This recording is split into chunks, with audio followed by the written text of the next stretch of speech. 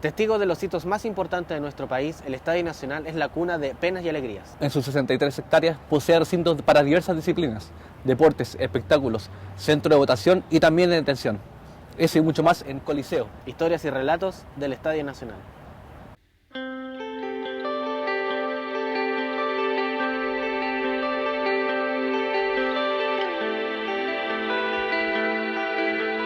Nosotros como sobrevivientes teníamos que entregar nuestros testimonios para que las nuevas generaciones conozcan lo que la educación de Chile no le da, lo que la educación de Chile prácticamente la tiene guardada. Esa es nuestra labor, acercarnos a ustedes y ustedes acérquense a nosotros antes que nos vayamos. Bienvenidos a todos, muchas gracias.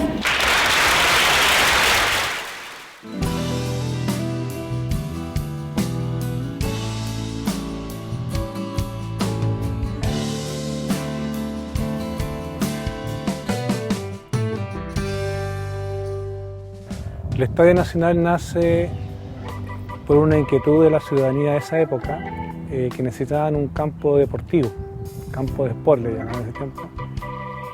La primera piedra que se instaló en el Estadio Nacional fue en el Parque O'Higgins, pero debido a las presiones de los militares de la época, porque ese era el tema donde ellos desfilaban, se decidió buscar otro lugar y José Domingo Caña en 1918 donó toda la parte de campo de deportes. Todo ese sector lo donó para hacer un recinto deportivo. En el año 1936 se crea un plano regulador diseñado por el arquitecto urbanista Karl Brunner, quien propone crear un estadio de la envergadura del país, un estadio nacional. Después, en 1937, Arturo Alessandri encontró este sector, que era la Chacra Los Valdivieso, y decidió acá hacer el Estadio Nacional.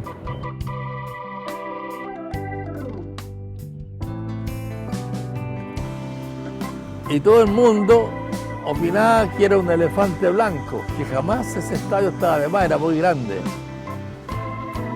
Y el día que se desfiló casi se llenó. Era de todas las instituciones deportivas. Habían atletas, fútbol, básquet.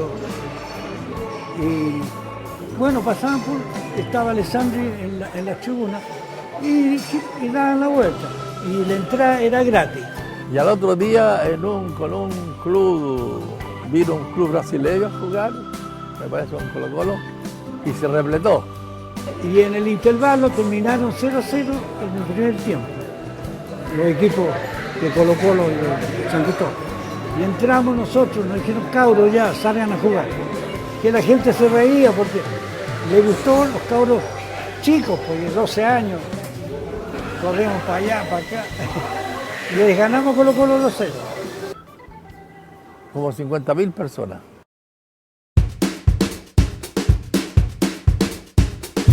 El estadio que emuló el estadio de Berlín y lo que es el Coliseo Romano. Por eso se lleva el nombre del Coliseo, el estadio. El año 36, Ricardo Miller Hess, había viajado a Berlín y conoció el Estadio Olímpico de Berlín que habían diseñado la Fuerza Nacional Socialista. Entonces trae esa idea a este hombre y la presenta junto a sus socios en este concurso de arquitectura, de modo que ganan ellos con una influencia bastante fuerte de Art Deco. El Estadio Nacional se ocupaba solamente para fútbol, atletismo, y el fútbol conlleva, antes del partido estaba el clásico universitario, y de repente se ocupaba como albergue o cualquier otro evento masivo. El 30 de marzo de 1955 se jugó la final por el Campeonato Sudamericano. Si Chile le ganaba a Argentina, obtendría por primera vez un campeonato internacional. La alta expectativa, euforia, pero falta de organización hicieron que 7 personas murieran aplastadas contra estas rejas. Esta es la tragedia más grande del fútbol chileno.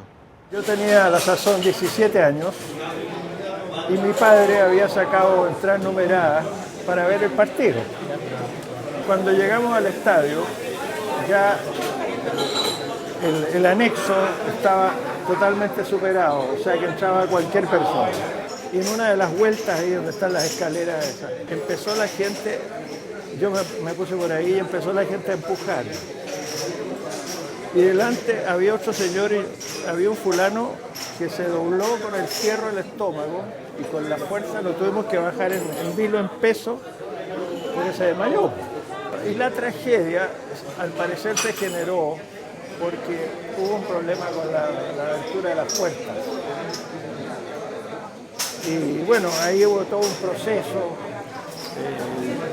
con el administrador, en fin, un problema así. Y hubo varias gente que murió y fue una cosa muy de tragedia. 1962 y Chile estaba a punto de recibir la cita futbolística más importante. El Estadio Nacional era protagonista de la Copa del Mundo. Sin embargo, 2 años antes, uno de los terremotos más grandes de la historia azota la costa chilena. La organización pone en duda la realización de la Copa de 1962. Hay muy buenos dirigentes, Carlos Dittborn, por ejemplo, postularon al 62 para hacer el campeonato del 62 y dijo una frase: nada tenemos pero queremos hacerlo todo. Y con esa frase se ganó la postulación.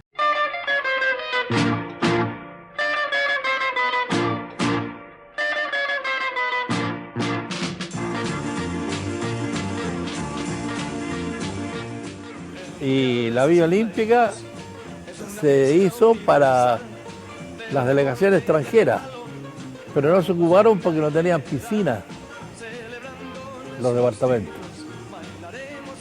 Todas las delegaciones se fueron a distintas partes. No ocuparon Villa Olímpica. Se aumentó la capacidad y perdió la forma el Coliseo. De Coliseo romano se levantaron esos bordes que tiene hacia afuera. Ahí se aumentó la capacidad.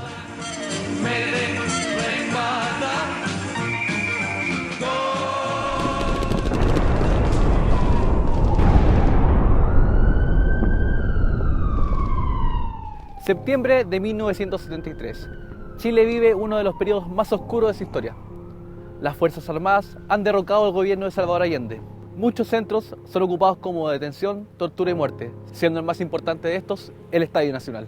Cuando ingresan por las diferentes puertas del estadio, personas de los diferentes sectores. Por ejemplo, por el sector de Maratón venían los prisioneros que traían de los cordones industriales de Cerrillo, de Maipú, de toda esa parte venían ahí. Por Vicuña Maquena, todos los del cordón Vicuña Maquena, universidades que habían en ese sector, funcionarios y empleados de los hospitales.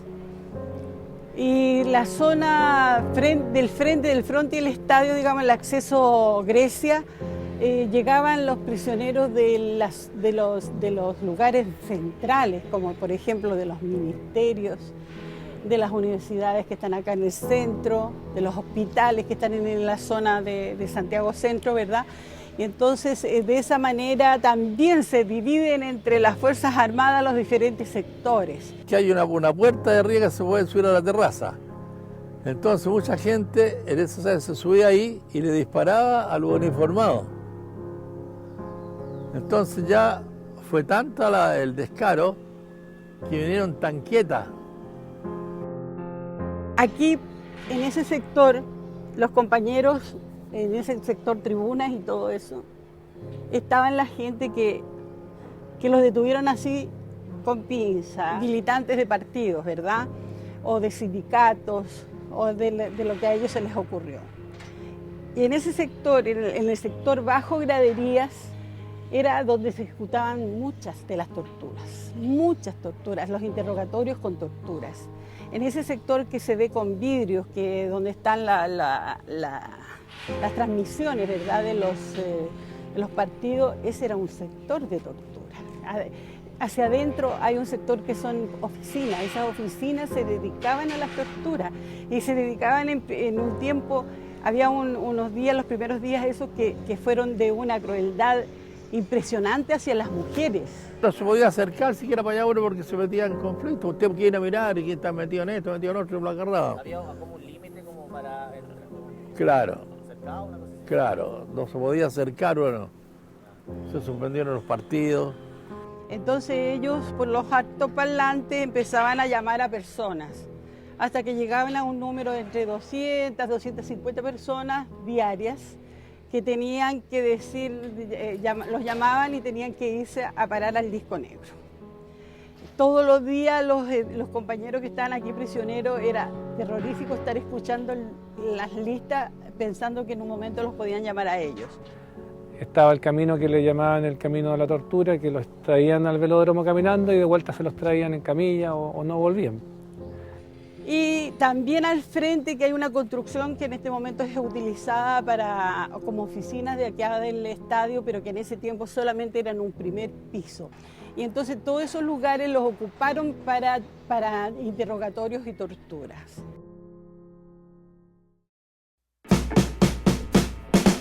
Con el fin de la dictadura militar, el Estadio Nacional tiene un nuevo renacer. Los grandes espectáculos internacionales se apoderan del principal coliseo deportivo del país.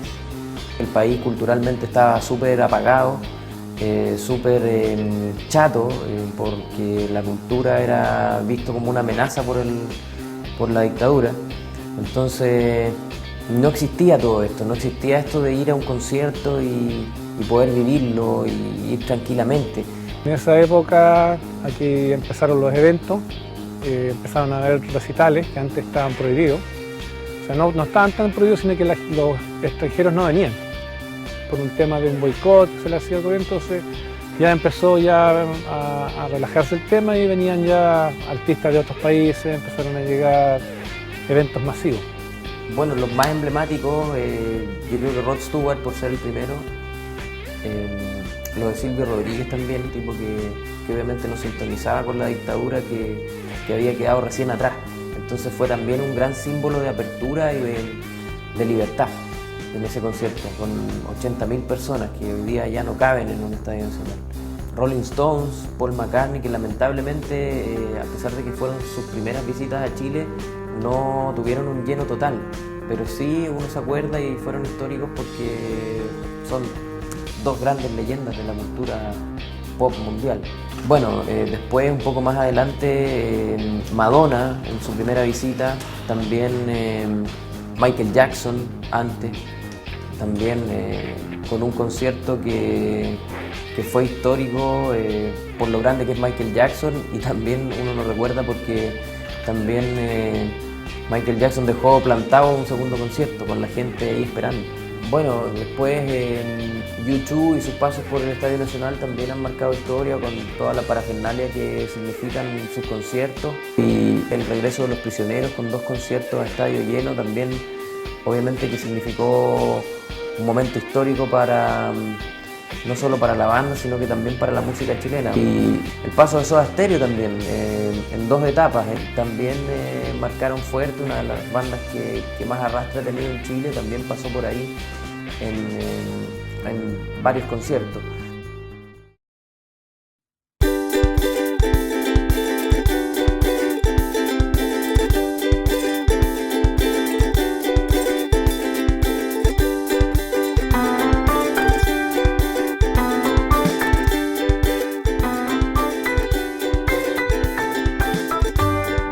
Bueno, el Estadio Nacional tiene que hacerse cargo que no siempre fue de deporte, que no siempre son conciertos de alegría y euforia.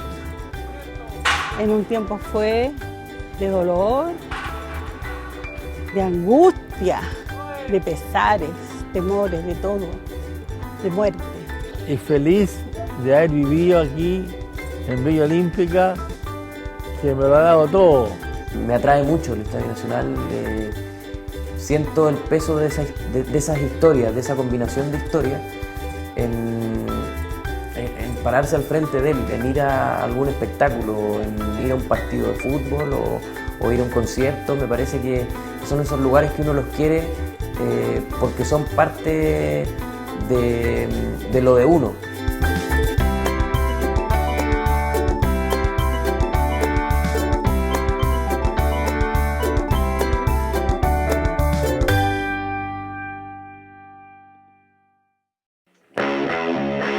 Hola, soy Jepe y les cuento que con respecto al Estadio Nacional, una experiencia muy bonita que tuve fue tocar en el Bicentenario el año 2010 y toqué con Inti Gimani y con Chinoy, tocamos El Derecho de Vivir de Víctor y Jara y lo pasamos increíble. Hola, yo soy Manuel Mayra, soy periodista y tengo muchas buenas experiencias en el Nacional, experiencias musicales varias que tengo en el recuerdo, pero principalmente si tengo que elegir una me quedo con el final de la Copa América, que para mí como futbolero, como hincha de la selección, fue muy importante, muy emotivo.